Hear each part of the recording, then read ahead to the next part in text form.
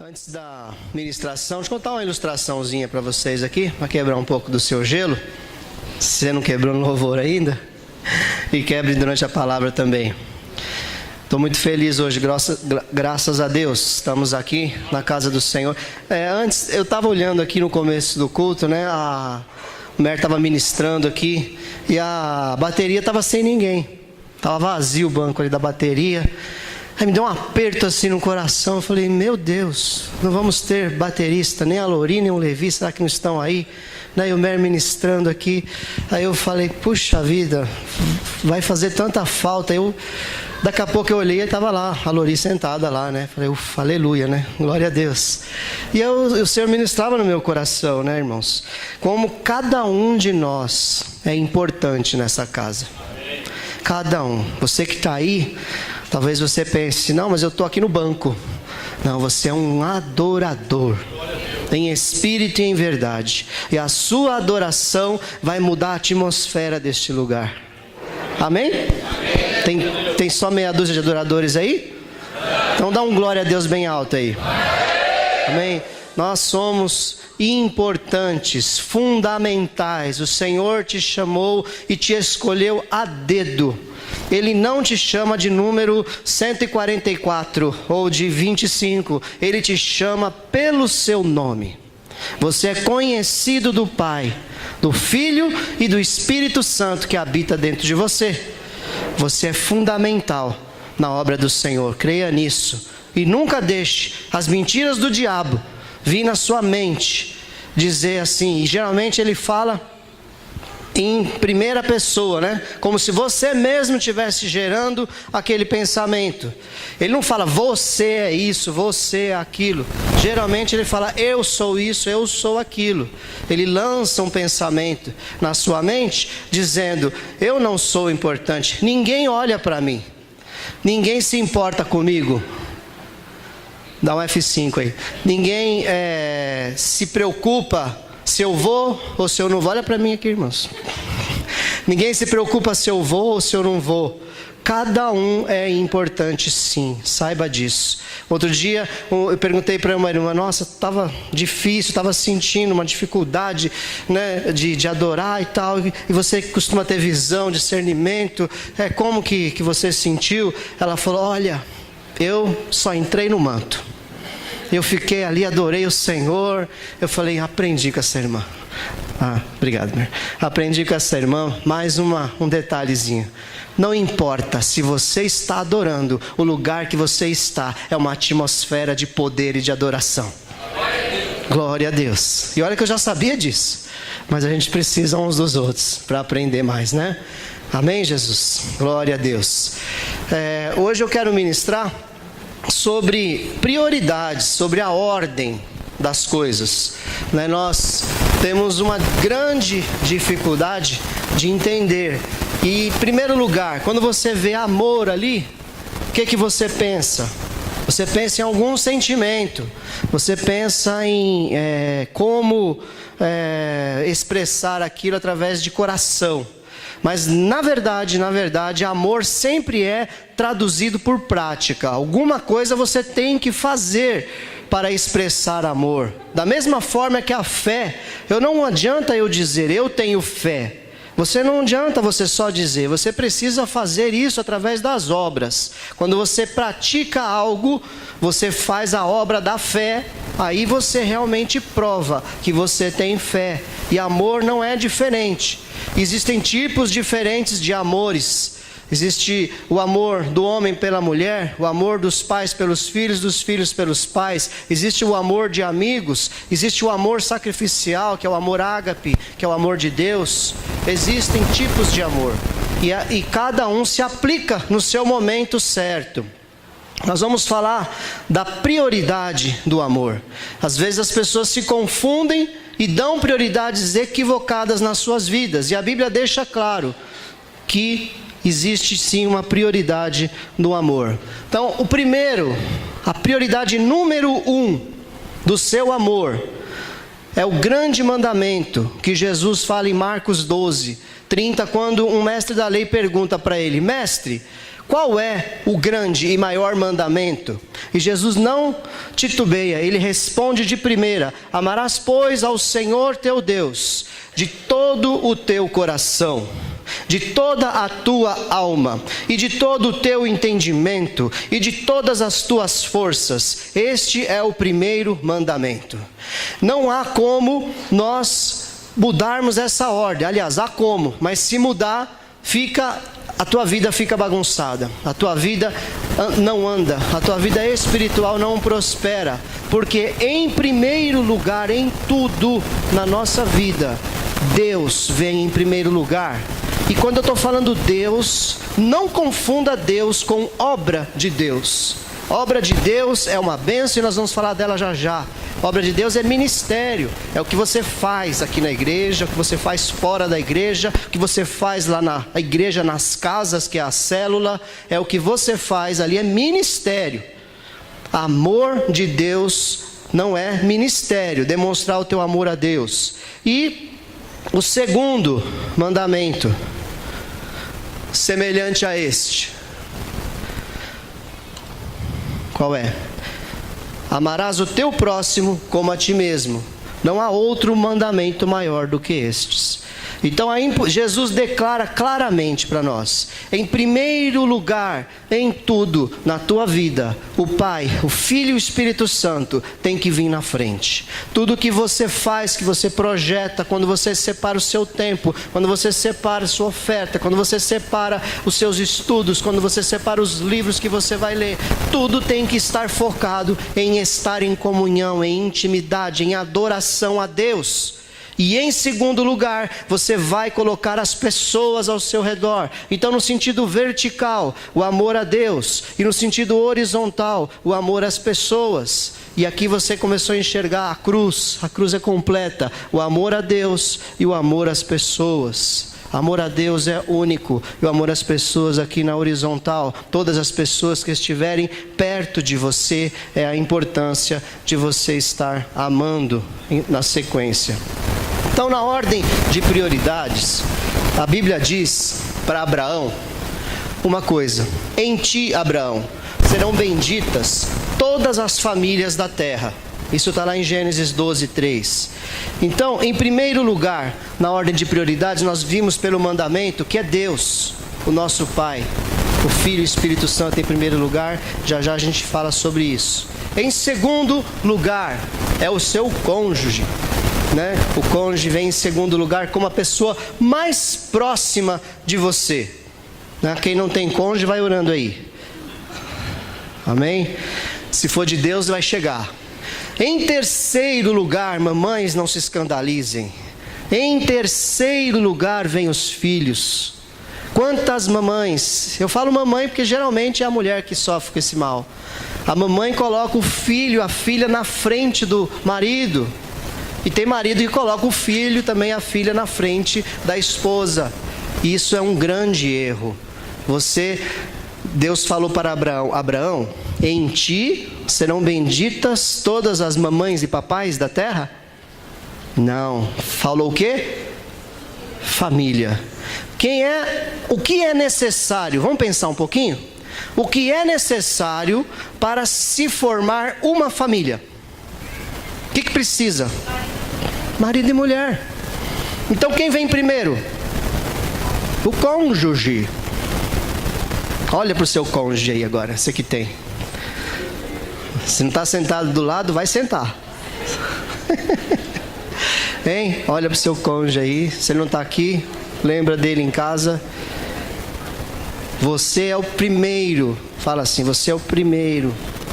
Depois de Deus. Que honra, hein? Olha só, hein? Que honra. Agora, olha só. Já tem os filhos também. Valorize também seus filhos. Quantas pessoas olham para os de fora e esquecem dos de dentro? Seus filhos vêm antes dos de fora.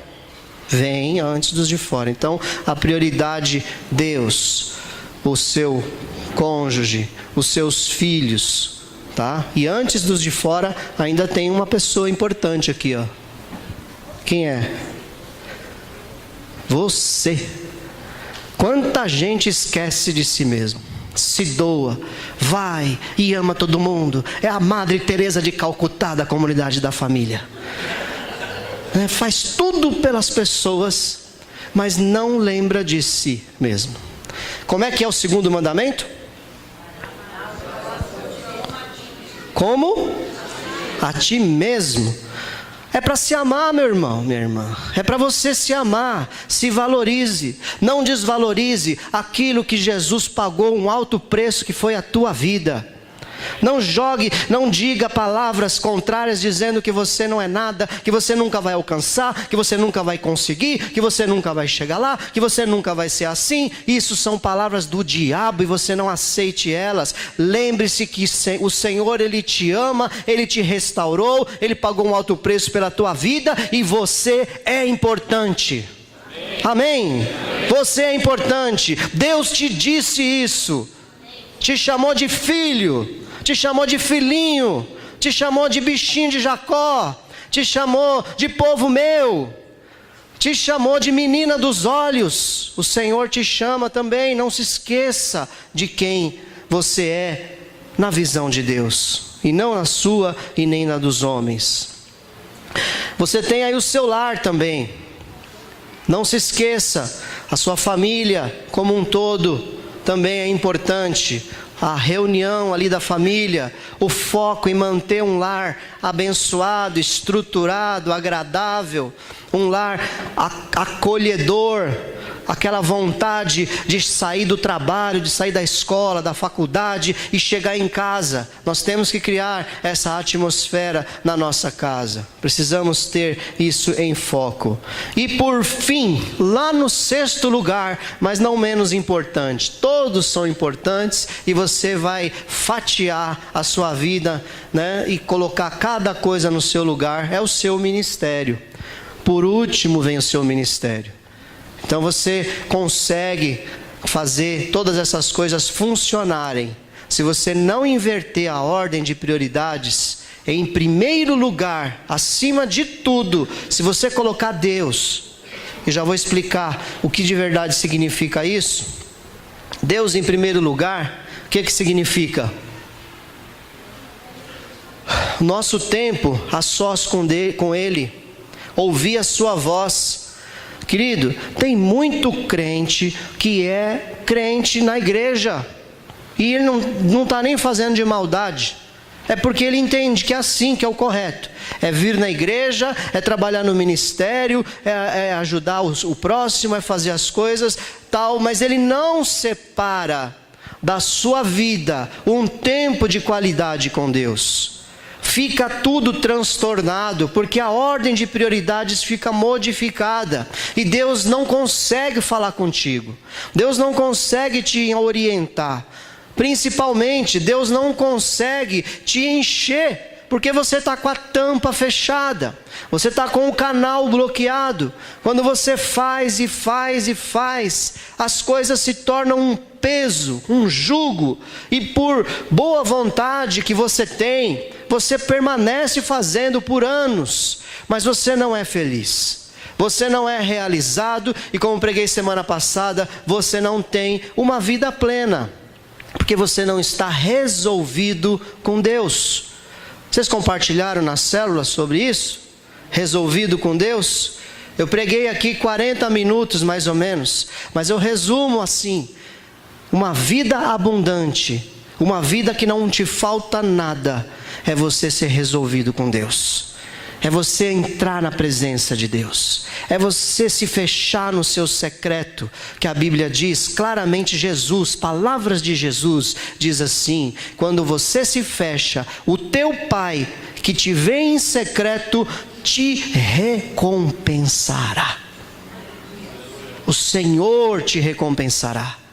Quando você jejua, você sacrifica a sua carne, você fica mais fraquinho, a sua carne morre um pouco mais, e você vai lá na presença de Deus, e você está mais sensível a ouvir a voz de Deus. Você percebe que tudo vai de encontro a Deus, porque a Bíblia diz que por Ele e para Ele são todas as coisas. para Jesus. Quando nós fazemos focado em agradar a Jesus, é como você realmente você tem a vida plena, porque você escolheu primeiro agradar aquele que tem o poder de te dar abundância, de te dar a vida plena. Em primeiro lugar Ele, e as outras coisas vêm na sequência, muito mais fácil, muito mais abençoado. E o cônjuge, em segundo lugar, significa orar por ele, buscar suprir suas necessidades, pensar em maneiras de agradar, procurar elogiar, evitar cobranças, exigências e críticas. E agora, quem não tem cônjuge, se enquadre aqui na palavra também. Você tem filhos? Quem não tem cônjuge tem filhos. Também, orar, tudo isso se enquadra. Sabe, em segundo, depois de Deus, o seu relacionamento com o próximo se enquadra aqui. Nós temos que ser provedores das pessoas. Nosso objetivo de oração e não de crítica. Quantos pais que amaldiçoam seus filhos inconscientemente através de críticas? Tudo o que faz está ruim. Cria uma pessoa insegura. Preste atenção, mamãe. Quando seu filho erra, como você reage com ele? Preste atenção, marido e mulher. Quando seu cônjuge erra, como você reage? Tem marido que não consegue dar um passo, porque tem uma mulher dentro de casa vestida com o uniforme do exército, com cap na cabeça e com fuzil na mão. E a mesma forma os filhos. Vê lá o pai e a mãe muito duros, muito cobradores, muito generais. Nós temos que ter mais longanimidade. Aí se vem uma pessoa de fora, é todo bonzinho, toda boazinha. Como nós já erramos nisso? Oh, meus filhos, me perdoa. Está perdoado? Como nós já erramos. Os primeiros então, Jesus, Jonas e Eduardo, meu Deus, como sofreram, né? A Luciana estava lembrando hoje de manhã, quando a gente vinha aqui, glória a Deus que a gente virou crente, Deus ensinou sobre a varinha, porque a mão era um instrumento Jesus. O meu cunhado, o irmão dela, fala assim, que quando ela dava uns tapas no Jonas e no Eduardo, que ele viu o pulmão saindo para fora assim, era pá, pá, saía. Nunca vi a mão pesada que nem essa. Inclusive quem abre o vidro de azeitona lá em casa é ela, não sou eu. É forte o negócio, irmãos, é forte. Aí a varinha facilitou muito a vida. Eles eram felizes. Natan, né, o mais ingênuo, vinha, olha pai, achei uma varinha para você bater na gente, guarda aí. Aí trazia a varinha, a gente guardava a varinha lá. O Eduardo também trazia, né, mas o Natan se superou em tudo. Né, Natan? Glória a Deus. Então, em segundo lugar, o teu próximo. Orar mais, reclamar menos, buscar suprir as suas necessidades, verificar, sabe, o que está faltando, se está, mamães aí, preste atenção, às vezes mudou o comportamento do teu filho naquela escola, mudou alguma coisa, está acontecendo, talvez não está na escola, mas mudou o comportamento, preste atenção, cuidado com dormir fora de casa. Tem muito abuso infantil, irmãos. A sexualidade infantil, ela tem sido uma destruição nas famílias. Porque o mundo tem incentivado isso. E pessoas que eu vou chamar aqui de filhos de Belial, filhos do inferno, têm molestado as nossas crianças. Sabe? Antecipado algo. E no livro de Cantares fala, não desperte o meu amor até que ele venha. Isso mostra que há um tempo certo para as coisas. Preste atenção na necessidade. Às vezes o teu filho está indo mal na escola. Não é porque ele é preguiçoso e vagabundo. Às vezes ele está passando um momento difícil. Está sofrendo bullying. Às vezes ele não está resolvido consigo mesmo. Está adolescente, que o braço vai abaixo do joelho. Anda assim, parecendo... né? Não está resolvido com a sua aparência. E ali está abatido e tal.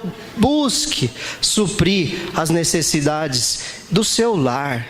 em primeiro lugar. Amém, querido? Pensa em maneiras, a gente deixa a vida levar, sabia?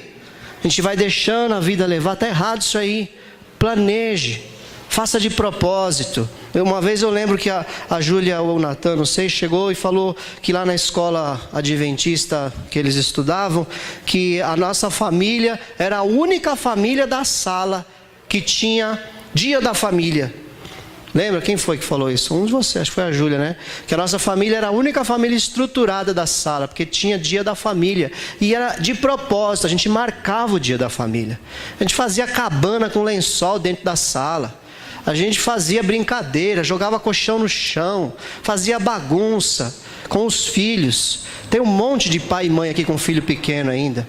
Você que já cresceu, leve isso para sua casa depois. Dia da família é fundamental.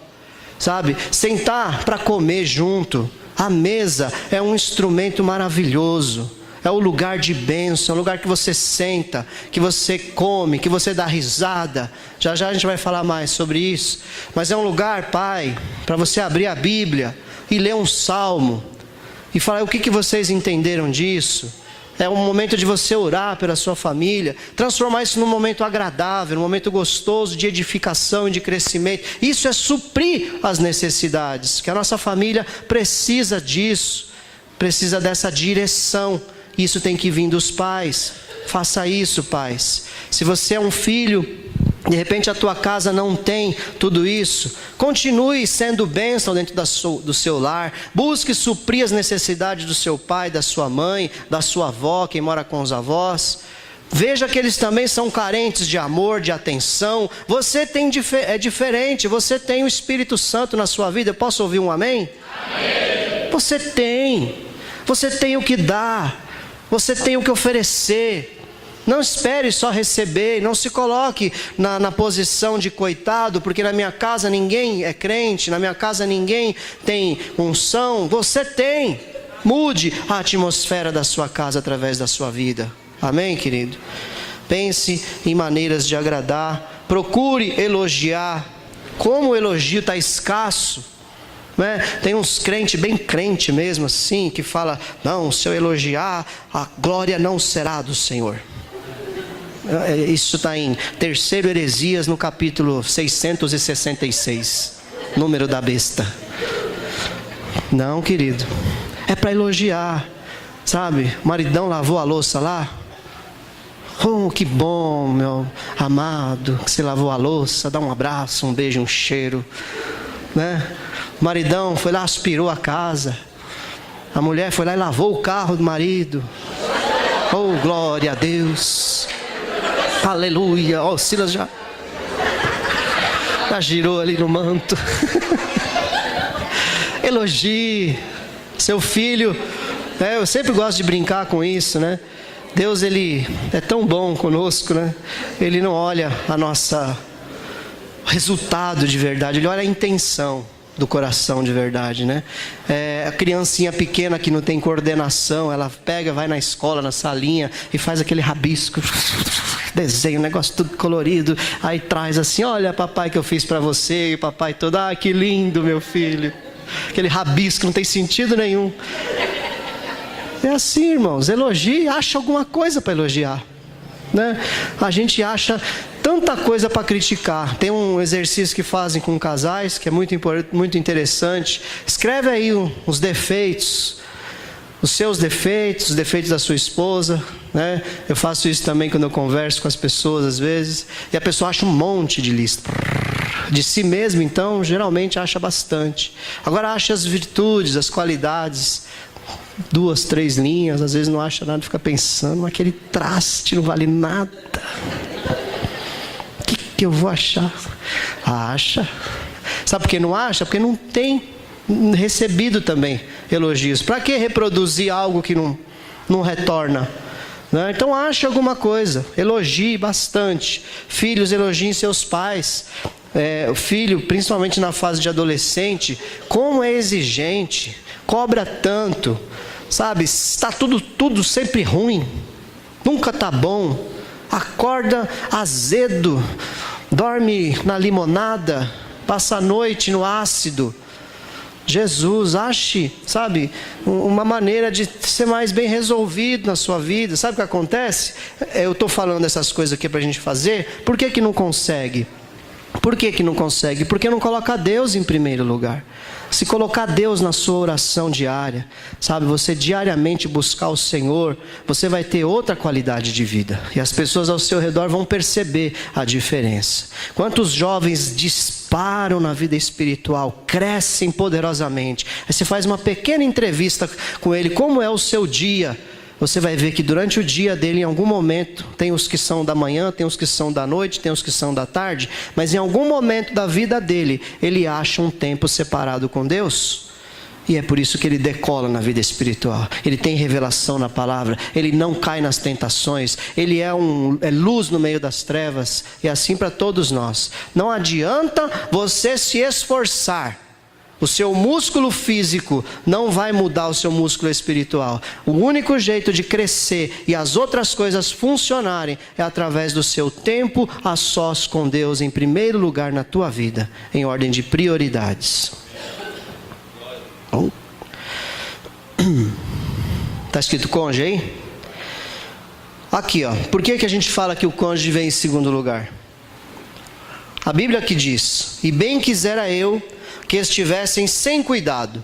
O solteiro cuida das coisas do Senhor. Amém, solteiro? Tem alguns solteiros aí.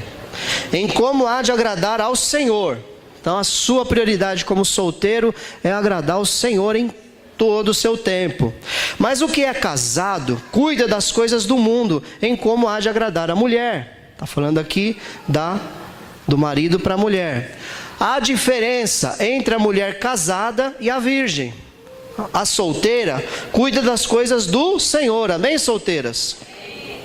Para ser santa, tanto no corpo como no espírito. Porém a casada cuida das coisas do mundo, em como há de agradar o marido. Então você percebe que existe uma ordem de prioridades. Quando você se casa, você tem ali o seu lar. Você já não tem mais o tanto tempo como tinha antes. Então o ministério, ele não pode estar na frente do cônjuge. Não pode estar. Aqui está falando de ministério, de serviço. Não está falando de tempo com Deus. Porque jamais a Bíblia se contradiz. A Bíblia diz que o primeiro mandamento é amar a Deus antes de tudo. Com toda a força, alma, entendimento. É em primeiro lugar o Senhor. Então você percebe que aqui o cônjuge, ele vem até antes dos filhos. Vem depois de Deus e antes dos filhos. Então não inverta isso na sua vida. Filhos, mas se alguém não tem cuidado dos seus, e principalmente dos da sua família, negou a fé e é pior do que o infiel. 1 Timóteo 5,8. Então, se você não coloca os filhos em ordem de prioridade também, nós precisamos cuidar. O próximo versículo também fala: porque se alguém não sabe governar a sua própria casa, terá cuidado da igreja de Deus? Então Paulo explica isso para o jovem Timóteo. Timóteo, nem sabemos se ele era casado. Não tenho essa informação. Você tem, pastores? Sabe? Acho que não era não, né? Pelo menos no início da carreira, né? Não deveria ser, né? Que ele caminhava com Paulo aí pelas viagens. Então olha só, uma instrução para Timóteo passar para a igreja. Timóteo, ele estava naquele versículo lá, o solteiro, cuidando das coisas do Senhor, sendo um missionário, viajando pelo mundo com o apóstolo Paulo. Paulo sempre mandava ele para uma cidade, para outra cidade e tal, e manda essa carta pastoral para ele. Todo aquele que é obreiro, dá um glória a Deus aí.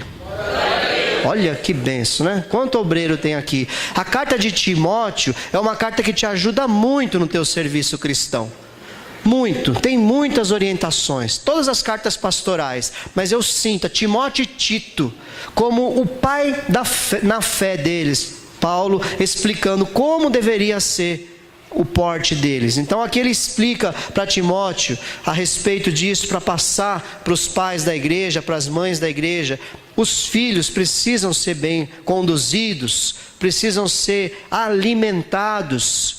Papai, mamãe que trabalha, não é só dinheiro, não é faculdade, não é roupinha, tênis, não é o melhor videogame. é nutrir espiritualmente em primeiro lugar.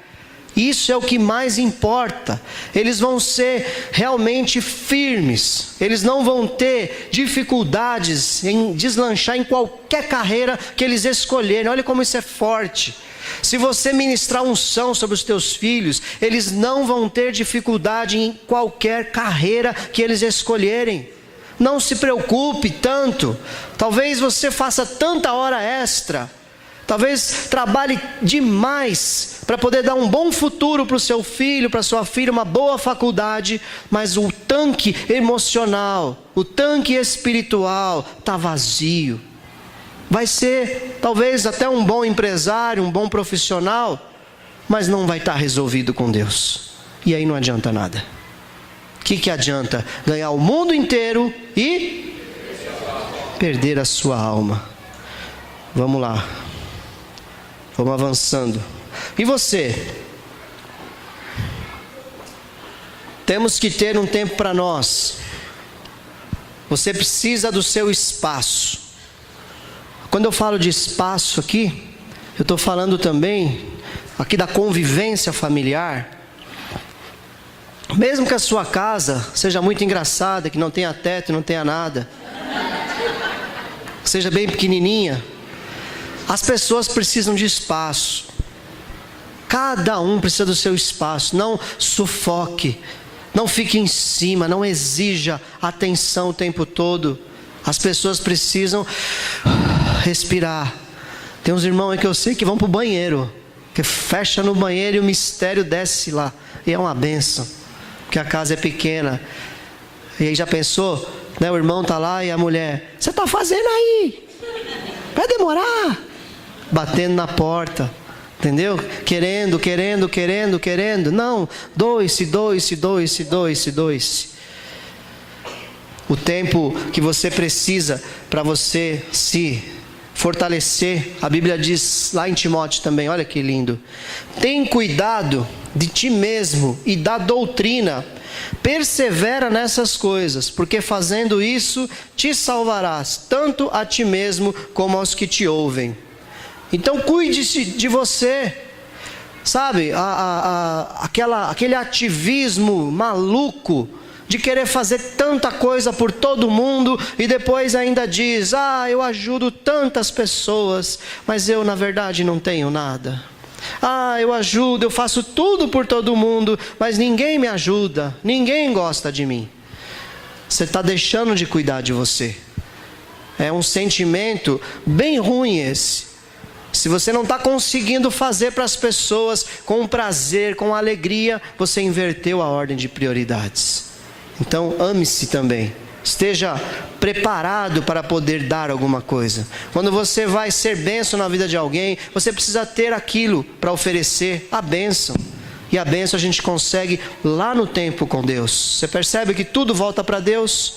O seu tempo individual é com Deus. O seu lazer, você pode ter lazer que é uma bênção, mas coloque Deus no seu lazer.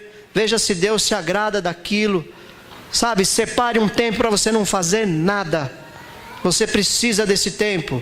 Olhar para a parede e ver se cresce uma grama nela. Fica lá, sem fazer nada, refletindo, meditando. Vai para o seu secreto. Se separa um pouco.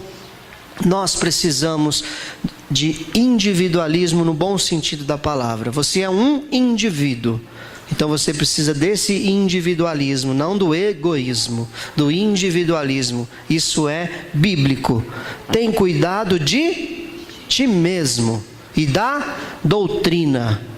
Fazendo isso, você vai ajudar a si mesmo e as pessoas ao seu redor. Amém, querido? É bíblico ou não é? É egoísmo isso?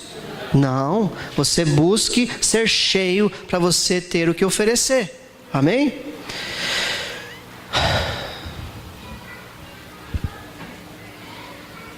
Invista tempo para sua família. Olha só que lindo esse texto de Atos dos Apóstolos. Esse texto Deus falou comigo quando essa igreja estava orando para começar o ministério de células. A gente estava ali naquele salão, em cima daquele palco, lá no fundo, lá, uma rodinha.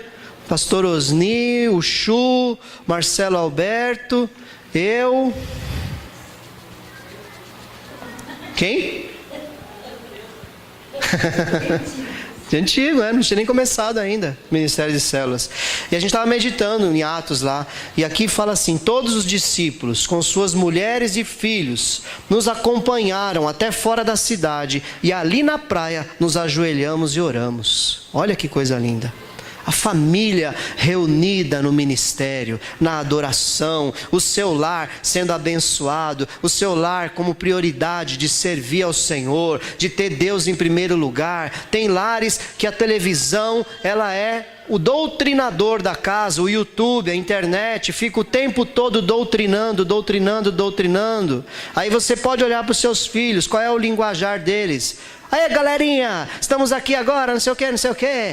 Né? As crianças já falam assim já. Você fala: e aí, tudo bem com você? E aí, pastor, tudo bem? Como é que vai? Nesse vídeo nós vamos falar de como abrir uma caixa de brinquedos.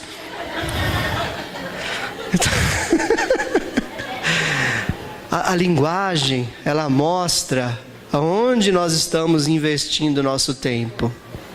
Eu também assisto YouTube, mas ele não está em primeiro lugar. Então, tome cuidado se o seu lar está envolvido no ministério ou se você está sozinho nesse negócio. O nome da nossa igreja é Comunidade da Família.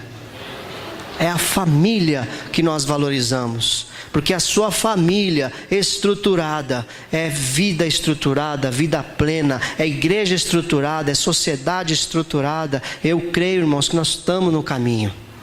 Esse é o caminho, estruturar as famílias. E aqui todos se ajoelharam na praia e oraram ali para despedir os missionários que iam embora de barco. Todos os discípulos com suas mulheres e filhos, a família inteira acompanhando o ministério ali. E por fim, o ministério será um reflexo da sua casa. Aquilo que você faz na igreja. Quando falo igreja, nunca pense neste lugar. Amém? Sempre que a gente fala igreja, a igreja está dentro de você. Então será um reflexo da sua vida no trabalho, na faculdade, na escola, na célula e aqui no templo também. Amém, querido? Então será um reflexo, porque olha só, parece incoerente, mas não é. Quando você semeia, não semeia o corpo que virá a ser, mas apenas uma simples semente, como de trigo ou de alguma outra coisa. Então, querido, você semeia uma coisa e colhe outra. No mundo espiritual acontece. Aquela sementinha, ela é diferente da árvore que nasce e do fruto. Depois no fruto tem a semente de novo, para produzir outro igual. Então quando você se dedica na ordem correta das coisas, todo o restante da sua vida vai funcionar. O seu ministério vai ser uma bênção, o teu serviço vai ser uma bênção. Ministério significa serviço, significa o trabalho de um escravo, né? Se a gente chamar lá os ministros lá de Brasília, falar escravo da ciência e tecnologia, vai se ofender, né? Escravo das comunicações, ministro do evangelho, escravo do evangelho. Então, o teu serviço, ele vai demonstrar quem é o senhor do escravo, quando você está na presença do Pai. Então vai ser um reflexo na sua casa, da sua vida, o seu ministério vai funcionar, tá bom? Tempo certo para todas as coisas. Ele respondeu: eu fui enviado apenas às ovelhas perdidas de Israel. A mulher veio, adorou-o de joelhos e disse: Senhor, ajuda-me. Ele respondeu: não é certo tirar o pão dos filhos e lançá-lo aos cachorrinhos. Pela insistência da mulher, ela conseguiu a bênção dela. Mas nós temos uma pista muito forte de Jesus aqui, que ele diz: se você mudar a ordem de prioridade das coisas, isso está errado, porque não é correto. Jesus veio para Israel, ele veio para os que eram seus, e os seus não o receberam.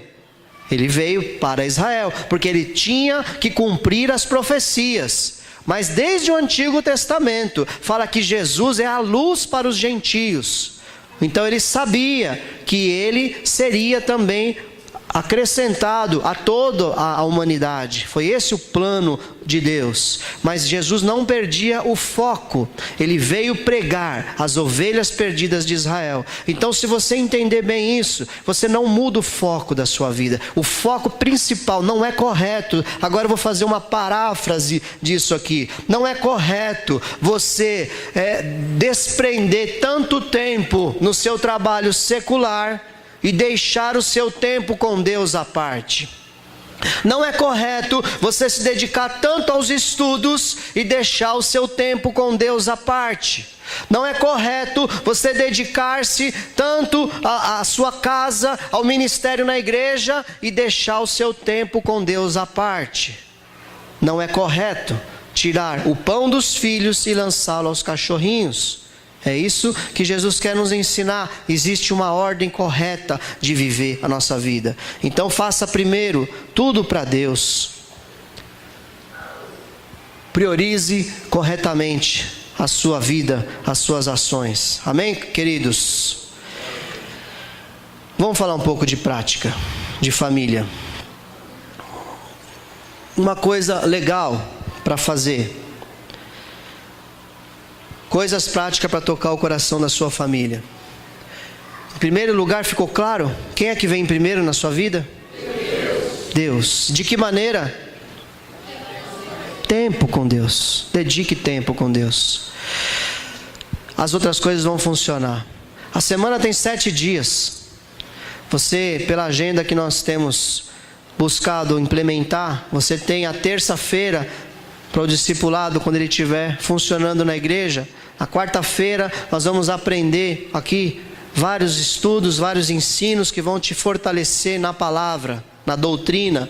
Na quinta-feira você tem a reunião nas células. Você tem a segunda e a sexta-feira livre. Para muitos o sábado também está livre. E domingo de manhã nós estamos aqui e à tarde você tem livre. Então tem bastante tempo livre para a família. Então pegue a primeira semana do mês, por exemplo.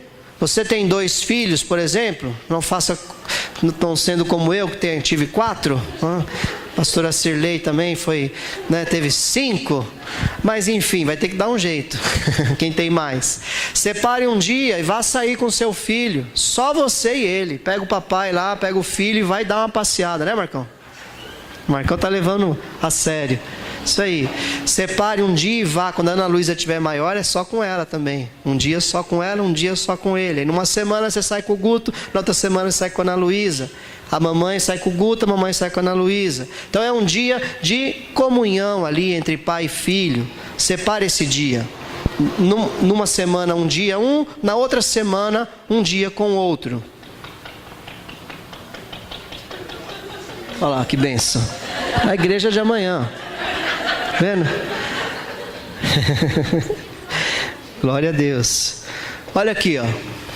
Um dia com a esposa. Uma vez por mês. Diáconos, nos ajudem. Uma vez por mês. Uma vez por mês, separe um dia para você sair com a sua esposa. Vá lá comer uma pizza. Vá lá tomar um café. Sentar, às vezes a grana está curta. Não tem problema, vá sentar no banco da praça, do shopping, ou na praça do Taboão, ou em algum lugar. Vai ficar olhando um para a cara do outro. Se tivesse assunto, a coisa está feia. Está faltando intimidade aí. Precisa criar isso. Um dia com a sua esposa também. Isso é prático. Isso vai trazer fortalecimento no seu casamento. Amém? Todo mês a gente tem. E uma vez por ano... Desde que a gente casou, teve algumas falhas aí, mas desde que a gente casou, uma vez por ano a gente viaja, sem os filhos. A Tânia nos ajudou muito nisso já, né, Tânia? A Tânia já ficou lá com a Júlia, com o Natan pra gente. Sempre tem irmão, uma irmã, alguém que pode te ajudar a você dar aquela escapada, né? Passar aí um fim de semana em Campos do Jordão, hein? Ó, comendo fondue de chocolate. Bênção. Mas tem passeios bem baratos que dá para fazer, né? De muita coisa boa com a sua esposa também. E um dia com a sua família. Aquele que eu falei, o dia da família, é muito importante você separar isso, naquele momento ser um momento agradável, um momento de ministração, mas sempre sem peso, sem, instrução, sempre melhorando, né, como deve ser. Essa questão da mesa, né, que eu comentei. A mesa, meus irmãos, é um instrumento que Deus criou lá no tabernáculo. Deus deu essa revelação através de um livro. Qual é o nome da autora, Luciano, do livro? Você lembra? Deve Titus. Depois eu passo nos grupos de célula o nome do livro, que ela fala sobre o tabernáculo, ela fala sobre mesa, aliás, que Deus falou para ela mesa, e ela foi buscar. Essa mesa que nós usamos aqui no Ocidente é bem diferente da mesa lá do Oriente, que é onde está Israel, a Ásia, o Japão, tudo aquilo é Oriente, certo? Lá de cá, Ocidente. A mesa que nós usamos, ela é nos padrões do tabernáculo. A mesa do Oriente é aquela mesa baixinha, que eles deitavam assim, né? Por isso que você vê a mulher que ela vem lá derramar o perfume nos pés de Jesus. Ela estava aos pés de Jesus, ela derrama o perfume e enxuga com o cabelo. Ela não enfiou a cabeça debaixo de uma mesa e ficou lá lavando os pés de Jesus, tá? Ela estava em volta da mesa. Só que a mesa do tabernáculo, ela era como essa nossa, ela tinha essa altura. Deus dá exatamente as medidas para Moisés, como devia ser a mesa. Então você sentar nessa mesa em comunhão já é algo que Deus planejou para ter comunhão, porque nessa mesa do tabernáculo eram colocados pães da proposição. E pão sempre teve o sentido de comunhão. Tanto que a ceia do Senhor, nós aqui ministramos, e todas as igrejas, com o pão. O pão que simboliza o corpo de Cristo, a comunhão com o corpo de Cristo. Então na mesa da sua casa não é lugar para bronca, para briga, para discussões. A mesa da sua casa é um lugar sagrado. É forte isso. Diga assim: a mesa da minha casa é um lugar sagrado. Faça desse lugar, meu irmão, um lugar de bênção, de paz. Abre a palavra de Deus e traz um texto abençoado. Ore antes de comer, sabe? Como a Sara Hayashi, né, fala, quando o filho dela ora assim lá da igreja de Monte Sião. Ele ora: abençoa o alimento, papai, em nome de Jesus, amém. Não, peraí, você sentiu essa oração? Você tem que sentir. Tem que ensinar, ora de novo. Aí, faz daquele momento um momento espiritual, sabe? Um momento gostoso, né? E os filhos dela são uma bênção. Quem já ouviu o Teófilo, é filho dela, né? Teófilo Hayashi, né? Teófilo Hayashi pregando. Que homem abençoado, né? Você vê, tem uma estrutura familiar. E isso é na mesa, sabe? É no dia da família, é na comunhão, é na alegria. Não é lugar de bronca, né? Ontem eu pedi perdão para a Mel, né? Eu não achei que ia ser uma bronca. Eu só fiz um comentário para dar um alinhamento de expectativa, né? Que esses bichinhos estão pensando em casar, gente. Como é que pode? Mas tem a nossa bênção. Deus vai preparar. E aí eu comentei algo com eles ali antes de comer. E acho que eu estraguei o almoço dela. Tadinha. Aí a Luciana, né, toda a sabedoria, a hora que ela levantou: você estragou o almoço da Melina. Tinha que falar isso depois. Aí eu falei: ô Melina, vem cá, minha filha. Perdão, estraguei seu almoço, não tive essa intenção. Ela: não, é que eu sei que eu estava errada, então aí estragou e tal. Tá bom, estragou, perdão, na próxima eu não faço mais. Mas então a mesa tem que ser um lugar de paz, um lugar para a gente, sabe, quantas risadas nós demos na nossa mesa da nossa casa, quantos suco voou na minha cara na frente, dando risada no meio de uma piada. A pessoa põe a comida na boca e dá risada. Amém, queridos? Não precisa ser assim como a gente, bagunçado, mas pode ser um lugar de paz, né, na sua casa, na sua mesa. Amém? Então o que eu queria trazer para os irmãos hoje, tenho mais algumas coisas, até achei que não ia dar mesmo, então eu coloquei aqui esse continua, tá bom? Numa próxima oportunidade a gente dá continuidade, que eu quero falar sobre ensino e instrução para nós, tá bom? Que a tua casa seja um lugar de bênção. Que a tua ordem de prioridades esteja corretamente alinhada, segundo os padrões bíblicos. Fala comigo: Deus em primeiro lugar. o meu próximo em segundo lugar. Fala assim: e eu não vou esquecer de mim e da doutrina. Amém? Fazendo isso, salvarei a mim mesmo e muitos ao meu redor. Em nome de Jesus. Pai querido, eu quero abençoar a tua igreja.